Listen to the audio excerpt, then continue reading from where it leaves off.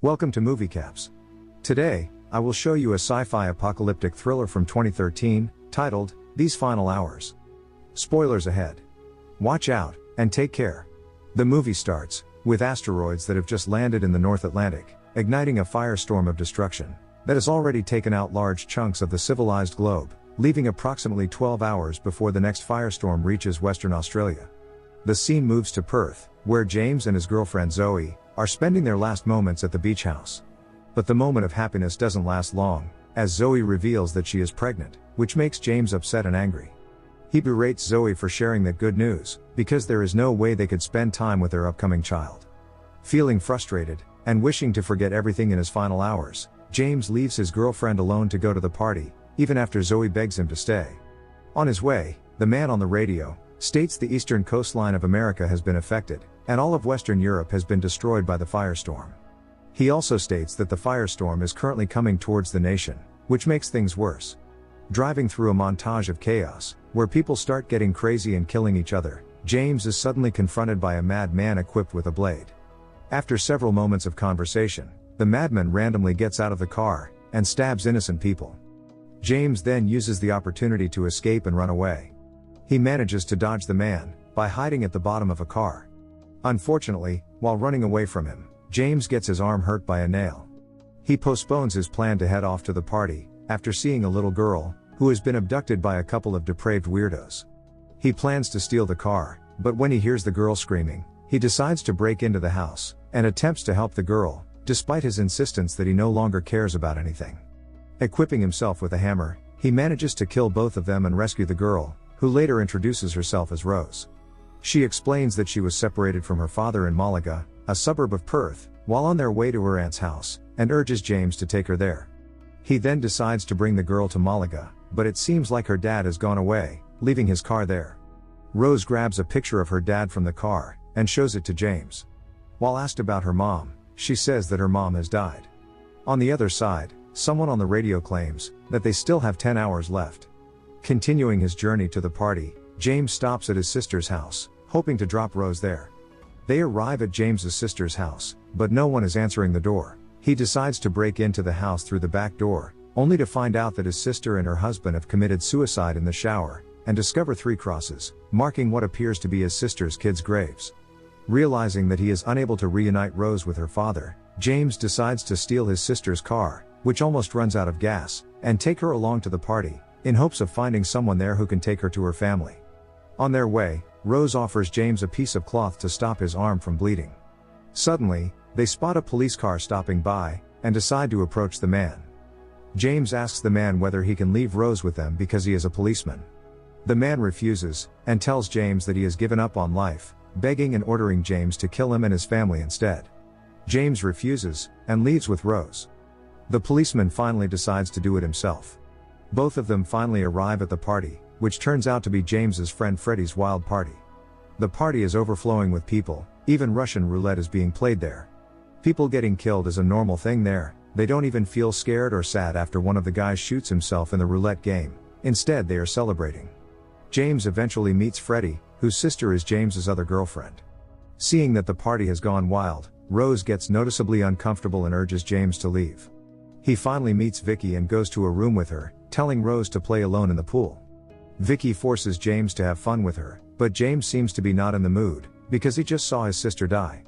She even offers him some drugs, but James refuses. After that, she shows him a bunker underneath Freddy's garage, which she claims can protect them from the apocalypse. James says that everyone, including him, Vicky and Freddy, will die, because the bunker will not work, as it is not deep enough, and does not have sufficient food stocks. That statement disappoints Vicky, and turns her into a mad woman. She claims that she doesn't want to die and forces James to kiss her. Suddenly Freddy comes into the bunker, only to heathen up the situation there. He insists that the bunker will save them from the firestorm, while James keeps telling him to stop talking nonsense. At the pool, Rose is approached by a mad woman, who wants her to replace her vanished daughter. Rose is also forced to consume an ecstasy pill. At first she refuses to do so, but when the mad woman claims that she can take her to her aunt's house, Rose finally takes the pill, which makes her hallucinate and dizzy. James gets back to the party, where he finds Rose vomiting at the corner of the hall, with the mad woman leaning over her. She is in a very bad condition after taking that pill. When James tries to leave the party with Rose, the madwoman starts screaming, saying that James is trying to kidnap her kid. Suddenly Freddy appears and aims his gun at James, telling him to put Rose down. But then Vicky calmly takes the gun from Freddy, and shoots the madwoman to death, telling James to go away. Rose's condition is getting worse, and James decides to bring her to his estranged mother's house. After a long walk, James manages to steal a cab and drives it away. James treats Rose like she is his daughter, as he lays her down on a bed and rests there. As she recovers, it becomes apparent that the relationship between James and his mom is not that great. Later, she asks James whether he has heard about his sister, but James lies, not telling his mother that she is dead. His mother reveals that she visited James' sister a while ago, but no one answered the door, not even the girls, claiming that she was very selfish for not allowing her to see her own grandkids, and blaming her husband for that. When asked how she is going to spend her last hours, James's mom says that she is just going to finish her jigsaw puzzles. James decides to continue his plan to take Rose to her family. His mom gives James some petrol she kept in the garage. Before leaving, James says his final words and goodbye to his mom, holding her hand for the last time. On the journey, the same man from the radio states that Southeast Asia is completely gone, indicating that it will only take a few hours for the firestorm to reach Australia. Both of them finally arrive at Rose's aunt's house. Upon arrival, Rose is very excited to finally meet her father. But nobody seems to be home, as they search the whole house but cannot find anyone. While walking towards the garden, James manages to find Rose's entire family, including her father, but only their dead bodies. Although hysterical at the news of her father's death, Rose insists on seeing him. James calms her down, and eventually allows her to see her father's dead body. James covers Rose's father with a cloth, brings him to Rose, and lays him by the pond. When James asks her to go with him, Rose insists that she wants to be on her father's side until the end, saying that her dad wanted them to be together when it happens. James then confides in Rose about his relationship with Zoe and her pregnancy, which leads him to realize his love for her.